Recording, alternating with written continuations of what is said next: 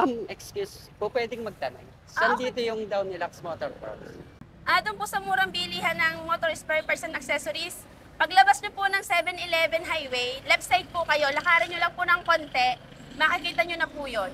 Doon sa makalampas na 7-Eleven stoplight sa Down Deluxe. Opo. Yun nga ang tinuro sa akin, murang araw dun. Opo, mura daw po doon. Sige, salamat. Sige po.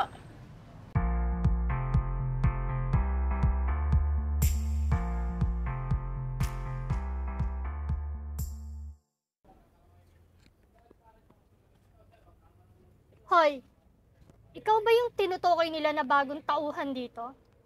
Opo ma'am, kakakumpisa ko lang po kahapon. Ganun ba? Kasi ako, kakastart ko lang din nung isang araw.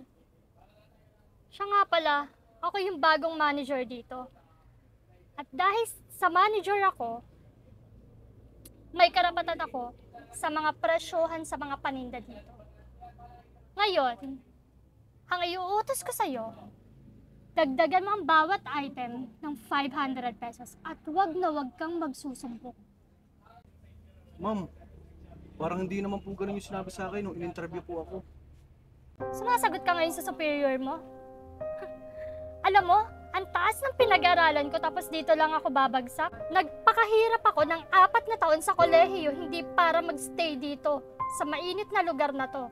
Tsaka yung pasweldo nila napakaliit.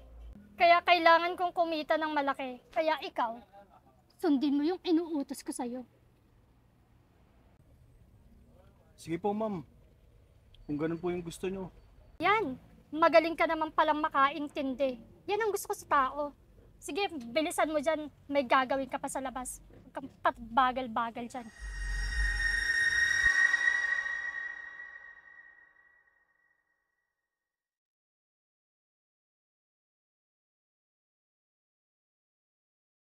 Boss, ano kayang magandang may re-recommenda mo sa aking langis para sa motor? Langis po. Mm. Meron po kami ngayong bestseller. Kukanin ko lang po sir ha. Sige.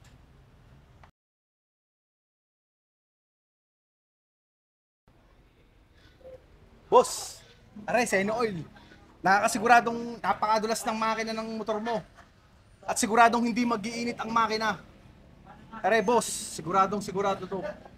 Maganda kaya talaga to? Oo boss, napakarami na pong bumili sa amin yan.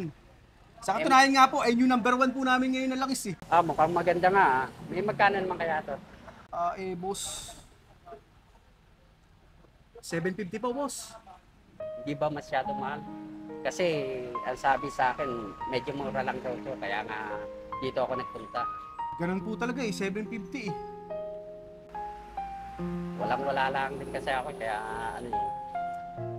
kailangan nga lang talaga magpalit na langis para hindi masira yung motor. Hindi na ba talaga mababawasan to kasi kulang ang pera ko eh. Wala pang biyahe. Pasensya na po talaga pero nakapag-utusan lang po talaga ako na dagdagan ko daw po yung presyo. Sa totoo lang po, 250 lang po talaga ito. Boss, pero ano po, wag niyo po sasabihin na binenta ko po sa inyo ng mura. Baka po kasi mapagalitan ng manager po namin. Baka po kayo mawalan ng trabaho. Salamat boss. At talagang kailangan nga lang talaga magpalit. Sige po. Sige po, kukunin ko na po to.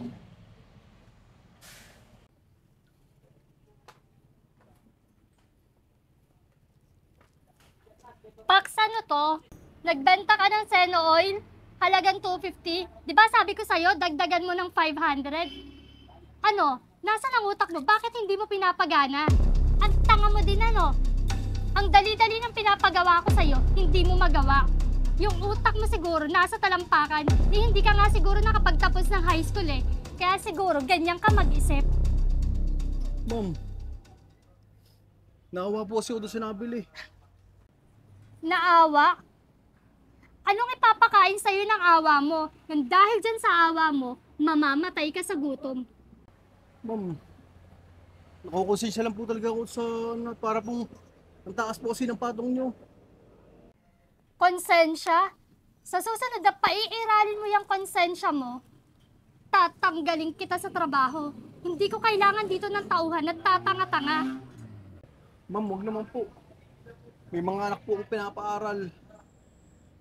Kaya sa susunod, ayusin mo yung trabaho mo. Kung ayaw mong mawala ng trabaho, gamitin mo yung utak mo. Bobo.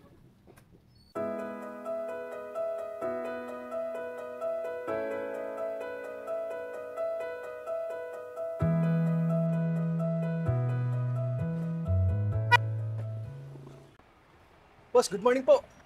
Ano pong kailangan nyo? Bala ko sanang papalitan ng gulong yung aking Mio. Ano may recommend mo? Sige po, kukuhanin ko lang po sa loob. Sige.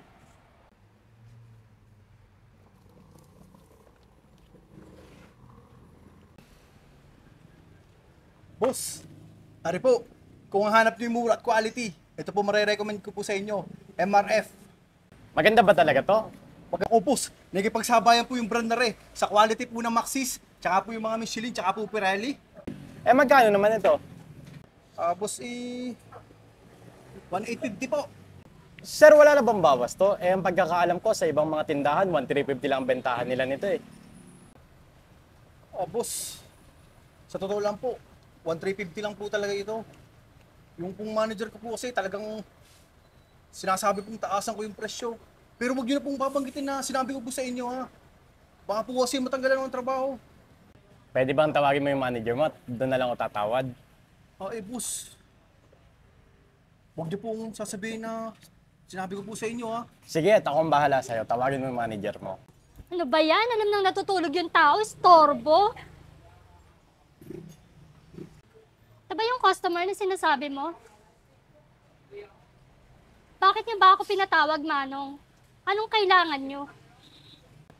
Ma'am, pinatawag ko sana kayo. Baka makakahingi ng discount. Kasi sa ibang shop po, 1,350 lang benta nila ng MRF. Baka makakahingi naman ng discount kahit magkano. Pumunta ka lang pala dito para lang humingi ng discount. Tingnan mo nga yung motor mo, hindi nababagay dito. Tsaka yung suot mo. Kung gusto mo, doon ka sa kabilang tindahan bumili. Kung yun naman pala ang afford mo. Kasi yung mga cheap na taong katulad mo, hindi bagay dito sa tindahan namin. Lumayas ka. Ma'am, sumubok lang naman akong humingi ng discount kasi nga nakapag-canvas po ako sa ibang shop. Baka mabibigyan niyo naman ako ng discount kahit magkano man lang. Kayo po ba ang bagong manager dito, ma'am?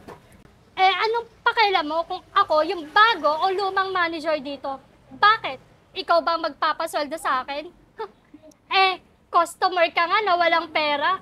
Kung makapangialam ka sa buhay ko, kala mo naman, ikaw yung magpapasweldo.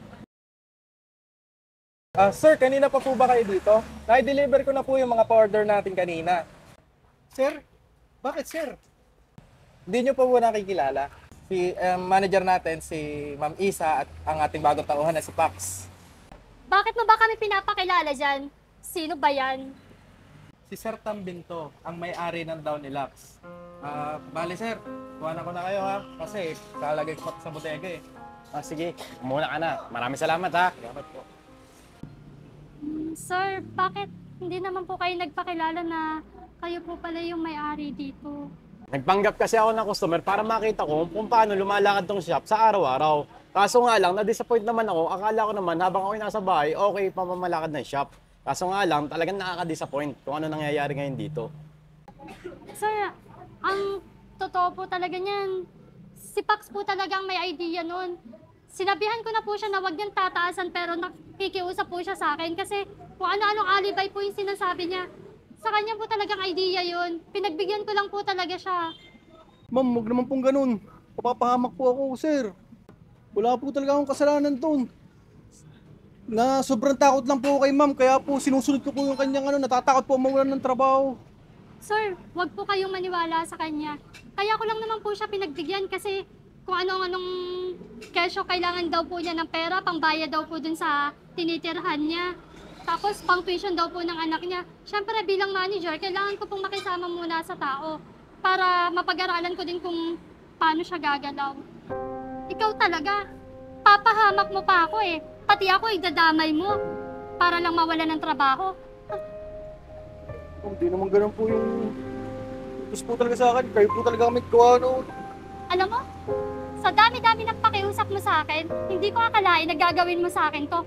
Napakakapal naman ang mukha mo. Ikaw na nga itong pinagbigyan ko, ako pa rin yung palalabasin mong mali. Saan ka kumukuha ng kapal ng mukha? Diyan? Sa taba mo? Mahiya ka nga. Tama na yan, tama na yan. Base sa mga nakita ko, walang si Pax problema. Ikaw ang may problema dito. Kung ang ugali mo, kung hindi mo babaguhin, walang mangyayari sa'yo. Nadadamay yung mga katrabaho mo sa mga pagagawa mo dito. Alam mo, habang maaga pa, kunin mo na ang gamit mo, magligpit ka na dahil babang may suki pa kami dito sa shop, umalis ka na. Sir, pagbigyan niyo naman ako. Kahit last chance na lang. Ipuprove ko yung sarili ko na hindi kayo nagkamali na hinire niyo ako. Hindi na, narinig ko na lahat ang gusto kong marinig dito. Umalis ka na dito at hindi namin kailangan ang kagaya mo dito sa shop.